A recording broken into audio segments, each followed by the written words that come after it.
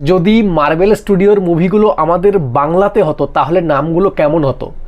লৌহ মানব, ওকে, বিজলি, পিঁপড়া বিদ্যা, ওকে, দানব সন্তান, শেষ খেলা, যৌথ বাহিনী, ওকে, অন্ধকারে চিতা, বজ্রপাত, নারীরাও প্রতিবাদী, সেয়ানে সেয়ানে টক্কর, স্বামী হারা সুন্দরী।